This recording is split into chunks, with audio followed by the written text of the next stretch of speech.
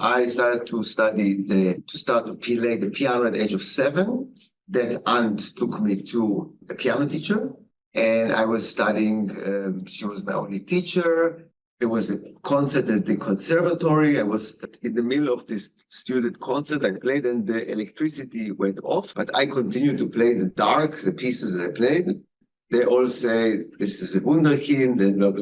And then I won awards from the American Israel Cultural Foundation.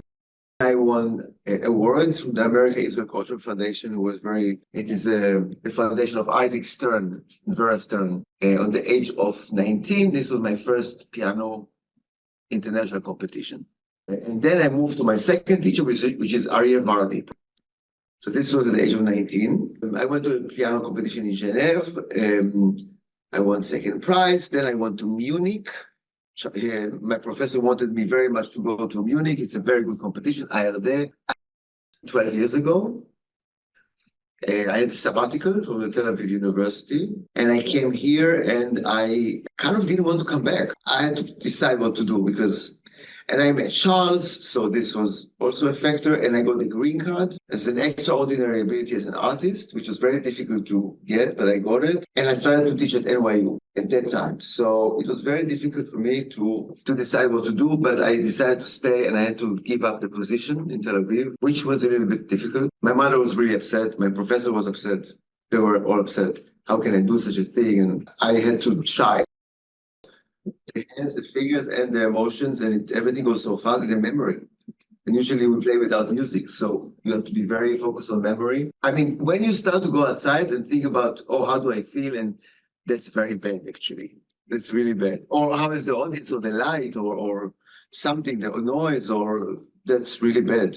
Because actually you are not, then it starts to be worse because you talk to yourself. And so I think it was during COVID, because COVID put us at home and I didn't have anything to do. And so I was like all of my friends and musicians, all what we did is just played for ourselves in our salon for maybe one person who was your partner or your mother, and I read music. So I went to Scriabin.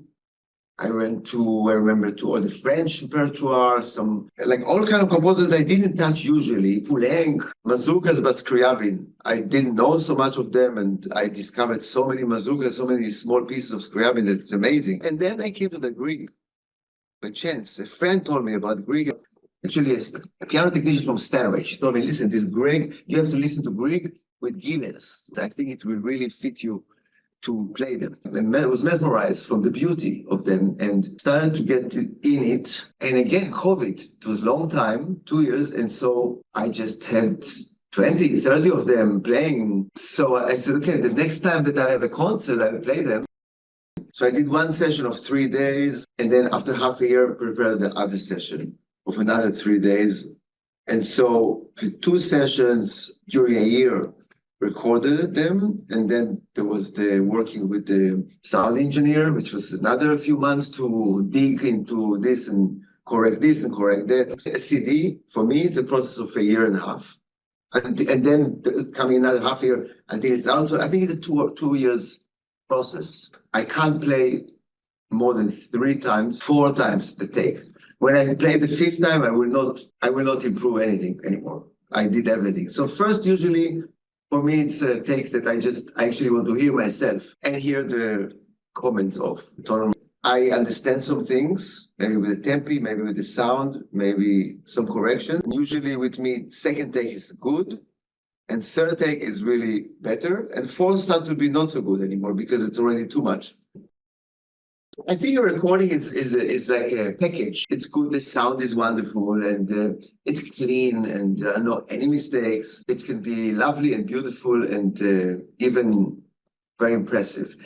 Things can happen in a live concert that you know, and I know that can be more, maybe it's not perfect, maybe it's, but there are moments that you really feel that you give something and then the audience gets it, or you make people cry, or because there is this moment of this life atmosphere that someone is transforming an emotion or energy or meaning or sound, and then the audience gets it. So there is a connection, and it's hard to do it in recording. Recording is more sterile and more perfect.